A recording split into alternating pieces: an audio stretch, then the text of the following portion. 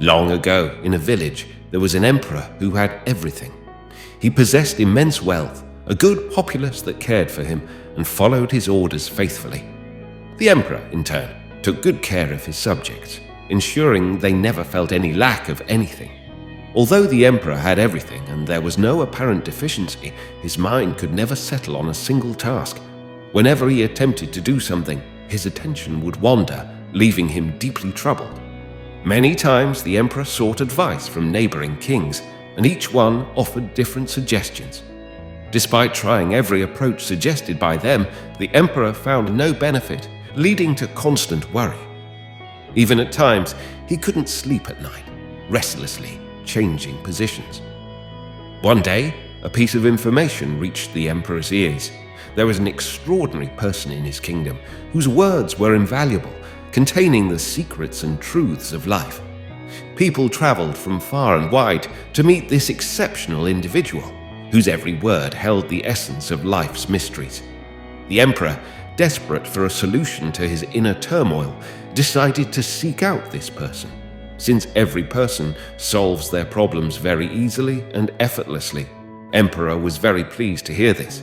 He felt that now he would get the answers to his questions. Impressed by the praise, the emperor decided to immediately go and meet that person. He also wanted to find out whether those who were praising him were telling the truth or not. The next morning, Emperor set out to meet that person. The road was unusually long, so Emperor took a break midway. Everyone there knew about that person. When the emperor asked them about him, they all praised the extraordinary person. Emperor thought that this person must be very intelligent, knowledgeable, and influential, as everyone was praising him so much. As Emperor continued his journey, he became even more eager to meet the person. He was convinced that there must be something special about him that everyone knows and praises. The more he heard about the person, the more determined he became to meet him. Finally, Emperor reached the person's ashram. However, there was no sign of the person in the ashram. Behind the ashram, there was a small garden, and as Emperor approached, he saw a gardener working there. His entire body covered in dust, there were no slippers on his worn-out feet. Upon seeing this, the Emperor said to the gardener, "Listen, sir, where is the owner of this ashram? I have come to meet him." In response, the gardener said, "Sir, please sit inside. I will call him, and you will meet him soon." Hearing this, the emperor entered the hut and waited for the arrival of the extraordinary person. After a while, when the extraordinary person appeared before the emperor, he saw that it was the same person who used to work in the garden. The emperor greeted him, and with surprise said, "Oh, you are the same gardener who used to work outside in the garden, but this time you come dressed as a Buddhist monk." At that moment, the Buddhist monk said to the emperor, "Forgive me, your majesty. I was doing a small job in the garden. I am the gardener here, and I am the same extraordinary person you came so far to meet. Please tell me the reason for your visit." The emperor said to the Buddhist monk, "Oh, venerable one, I have heard that a person like you is not found in this entire kingdom. I have heard praises about you. I have heard many good things about you. I have also heard that whatever problems people bring to you, you provide a solution.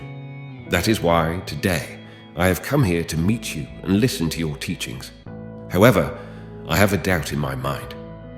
On this, the Buddhist monk said, "What doubt do you have?"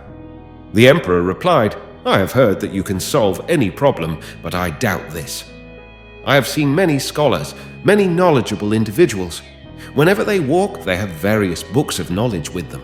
There is always some sign that indicates they are knowledgeable. However, you neither have any books of knowledge nor any signs of such skills. Despite that, you appear very calm. Can you tell me the secret behind this?" Upon hearing this, the Buddhist monk smiled and said to the emperor, "My knowledge is present everywhere in the form of nature in this culture. I derive my knowledge from simple and ordinary things in life. But Maharaj, what is the reason for your distress?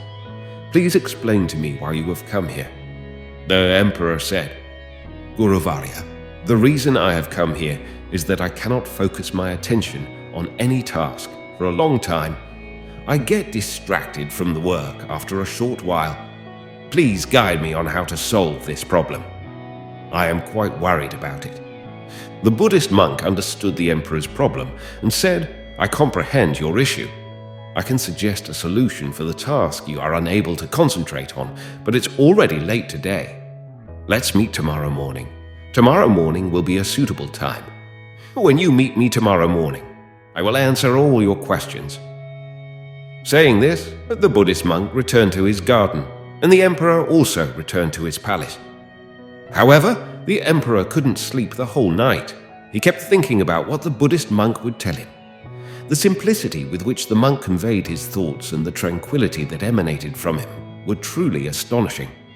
The next day, just before the sunrise, the emperor returned to the ashram. The Buddhist monks were already present there. As soon as the emperor arrived, one of the monks handed him a small bowl of water and said, "Take this and slowly pour it on the plants. While doing this, you need to continue pouring water on all 15 plants in front of you in the same way.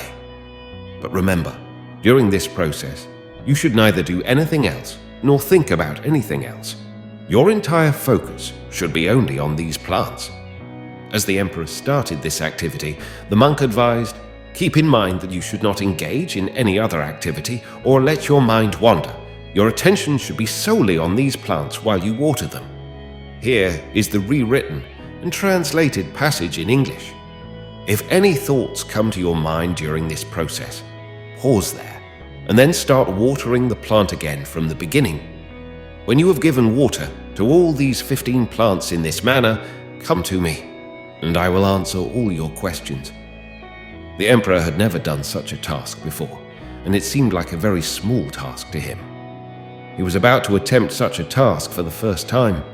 Before pouring water on the first plant, he attentively watered it, then moved on to the second plant, giving it water thoughtfully. As he started watering the third plant, various thoughts began to arise in his mind. He started recalling the garden of his palace, where various flowers and plants were present. Suddenly, he remembered the words of those Buddhist monks. If any thought arises in your mind, start watering the plant again before proceeding. With this in mind, he began to water the plant in front of him before moving on to the next one. As he reached the third plant, various thoughts started arising in his mind. He recalled the garden of his palace, where various flowers and plants were present. At that moment, he remembered the advice of the Buddhist monks about restarting the watering process if any thoughts arise. So, he began to water the first plant again, then the second plant, and continued in this manner. As he reached the sixth plant, he started feeling various thoughts related to the river. The emperor was getting increasingly frustrated. No matter how many times he tried, he failed every time. His mind became more agitated, and he became angry with himself. The emperor knew that the Buddhist monk was testing him, and he was very intelligent. Due to this, he decided to follow all the rules set by those Buddhist monks. The emperor made several unsuccessful attempts, and his mind became more troubled. He always found himself entangled in some thought. Continuing this way from morning to evening, the emperor had not been able to water all 15 plants. When the Buddhist monks returned to the ashram in the evening, they saw that the emperor was exhausted and entangled in various thoughts. Smiling, the Buddhist monk said to the emperor, "O Emperor, I am very pleased with your honesty. You made a sincere effort to complete this task with full mind and dedication. Now, what I am about to tell you, listen to it attentively and try to understand.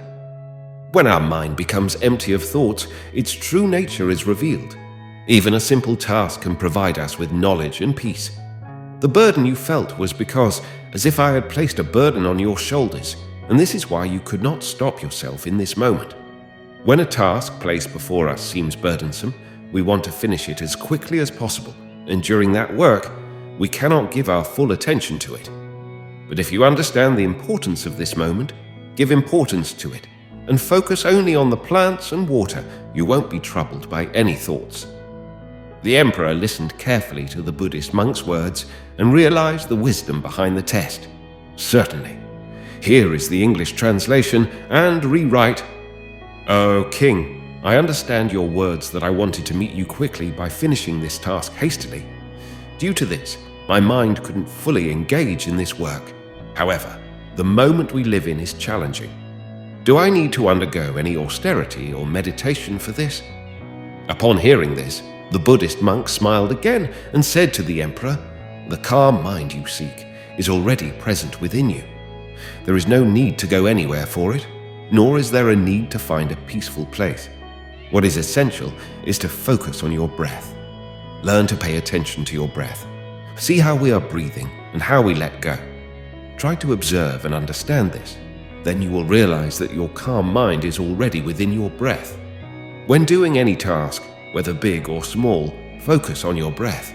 Whether you are walking somewhere or engaged in any activity, pay attention to your breath, or engage in any action that keeps you connected to the present. Another way is to spend 2 to 4 minutes observing the nature around you. See what is happening around you. This will bring you into the present moment.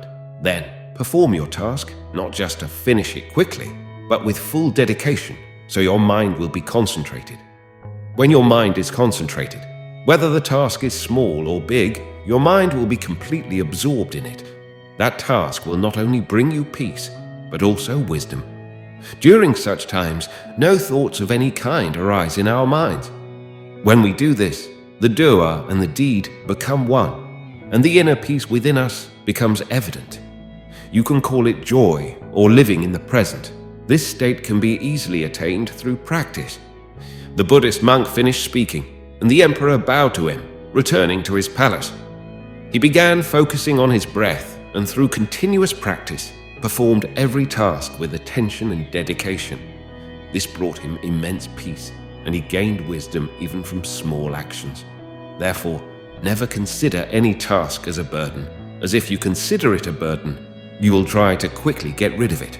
During this effort, the task will not be done with full mind and dedication, and as a result, you may not be able to achieve the desired outcome. In this process, tension builds up in your mind and you become troubled. Even if you want to, you cannot perform the task, and the door that could have led you towards the present is closed by yourself, because that task starts feeling burdensome. So before starting any task, focus your complete attention on your breath. Then, during your work, you can still keep your attention on your breath.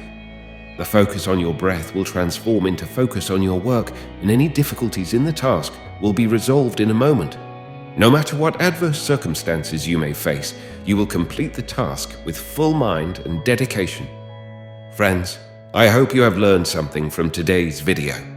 Don't forget to share this video with your friends for support. Subscribe to the channel for more such content. Until next time, take care. Thank you. Namo Buddhaya.